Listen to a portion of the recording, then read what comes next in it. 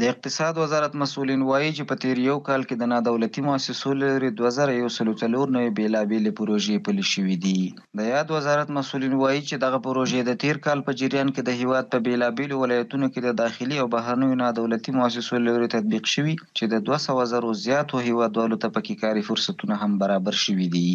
د تیر کال په اوږدو کې د کورنیو او بهرنیو غیر امارتي انجوګانو له لارې د بشري مرستو، بیړنیو او نیمه پراختیایي پروژو په ګډون 2104 نوې پروژې پلي شوي چې په یاد موضوع کې سربیره له دې چې نږدې 200,000 کسان استخدام شوي، د دغو پروژو د پلي کېدو له امله هم شاوخوا 300,000 هیوادوالو ته د کاري فرصتونو زمینه برابره شوې. د حکومت د اطلاعاتو او رسنیو په مرکز کې د اقتصاد وزارت مسؤلینو ملت ته د دولت د حساب ورکولو په پروګرام کې وویل افغانستان په وروستیو کلونو کې ښې اقتصادي لاسته راوړنې لري، د افغانۍ ارزښت لوړ شوی، د صادراتو کچه لوړه شوې او سلګونه بنسټیزې پروژې د هیواد له داخلي بودجې څخه پلي شوي دي. در واقع دهلیزهای هوایی و زمینی راه اندازی شده که شما هر از گاهی شاهد او هستیم و در ارتباط با شاهراه‌ها، جاده‌ها شما می‌دانید که در واقع فعالیت ما با قوت تمام جریان دارد. زیربنای مواصلات ما، حوزه ترانسپورت و معادن ما به عنوان سرمایه‌های ملی برای ما حائز اهمیت است. شما می‌دانید که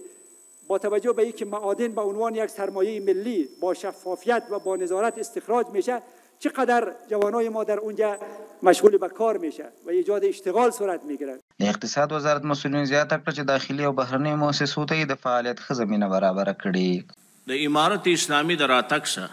بیا تر اوسه پورې اکثریت مؤسسات بشري مرستې ترسره کولې چې وزارت اقتصاد خپل د پوره کوشش په نتیجه کې د مؤسساتو هغه فعالیتونه چې هغه بشري وه هغه یې نیمه انکشافي پراختیایي وګرځول یا اکثریت انکشافي ته واوښتل. دا هغه لاسته راوړنه ده چې په افغانستان کې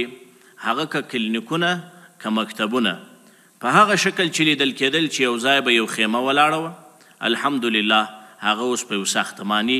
شکل باندې بدلیږي او په یو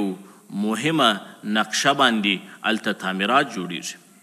همدغه رنګه د صحت په بخش کې مو هم پوره کوشش کړی دی چې هغه پروژې چې هغه په د صحت په بخش کې وي باید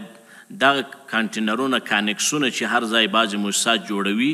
هلته یې ږدي، د دې پر ځای باید ساختماني پروژې پلي کړي. د ملي پراختیا 15 کلنه ستراتیژي جوړول، د کرنې، صنعت، سوداګرۍ، پوهنې او روغتیا د سکتورونو ارزونه، د کار اقتصادي لیدلوری، د نادولتي مؤسسو سره همغږي او د هغوی له کارونو څارنه، د چاپیریال ساتنې او ټولنیزو اغېزو په پام کې نیولو سره د خصوصي شرکتونو د فعالیتونو ارزونه، په نړیوالو او ملي غونډو کې ګډون، د حکومتي ادارو له لوري د تطبیق شویو پروژو معلومات راټولول او څېړنه د اقتصاد وزارت د تیر کال هم د لاسته راوړنو څخه دي.